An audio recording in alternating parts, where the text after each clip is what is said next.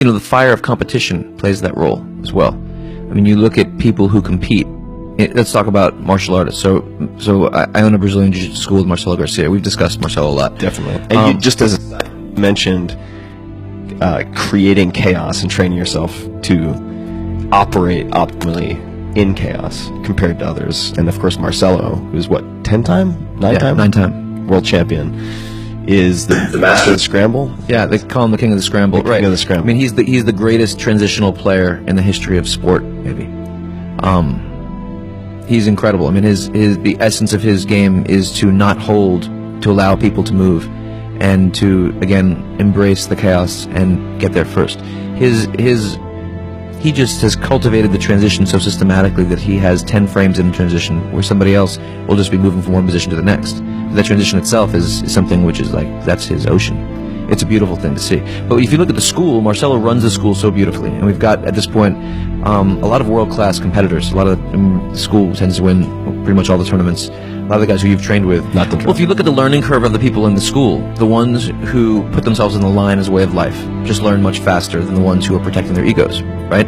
Most schools, what happens is someone gets good, and then they have to win to protect their status as being very good or dominant.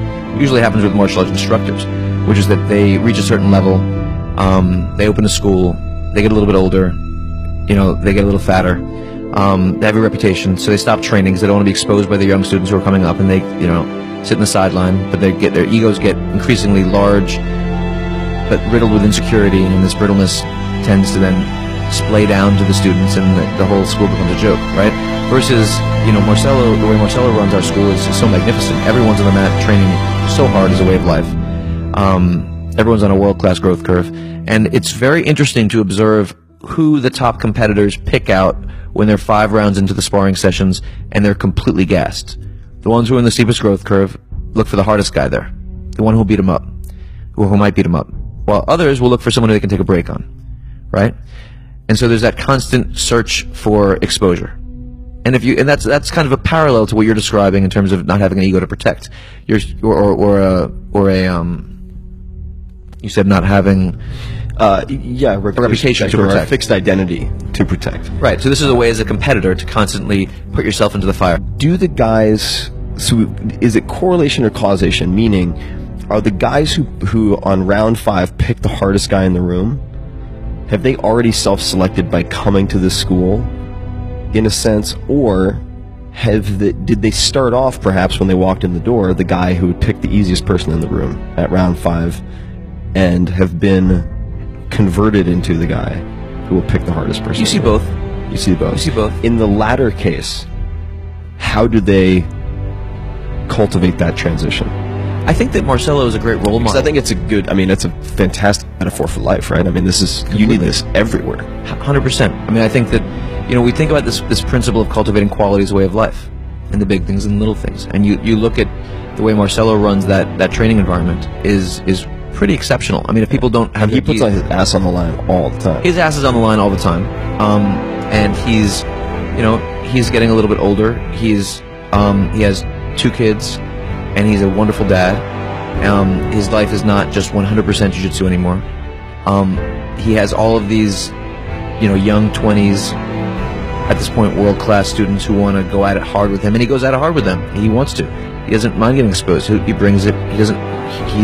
He's living it, but he's also creating an environment where people are present to quality in little things. If someone doesn't have their gi on straight, they haven't tied their belt, if they're sitting in a way that's sloppy, what happens? He tells them to straighten their gi. I love that. When people are running, are doing the warm-up, if they're cutting the corner a little bit, he tells them to run the full circle. If people are doing a certain drill in a sloppy way, he refines it. So it's the little things, right? And as you watch Marcelo doing the warm-up, there's a way that he'll have his hand and just brush against the mat as he passes it. You can feel him engaging his tactile, feeling for the room, right? He's someone who embodies and teaches quality's way of life. So if you're in your 4th or 5th round and you are looking for a way out, you feel like you're fundamentally violating this principle which you've been cultivating. Tenet of the school. Right. And this is so important. We think about a core part of how I train people is around the interplay of themes or principles and habits, right? The habits are what we can actually train at. The principle is what we're trying to embody. And so we'll train at 2 or 3 or 4 or 5 habits, which are the embodiment of a core principle. But the idea is to burn the principle into the hundreds of manifestations of that principle become our way of life, right? And so in this case, we're talking about Marcelo talking about or embodying the principle of quality in all these little ways. These little ways you could say don't matter, but they add up to matter hugely. Oh, I think the little things are the big things, right? Because they're a reflection. I mean, this might sound cliched, but it's like how you do anything is how you do everything, right? And it's such a beautiful and critical principle. And we don't. Most people think they can wait around for the big moments to turn it on. But if you don't cultivate turning it on as a way of life in the little moments, there's hundreds of times more little moments than big, then there's no chance in the big moment.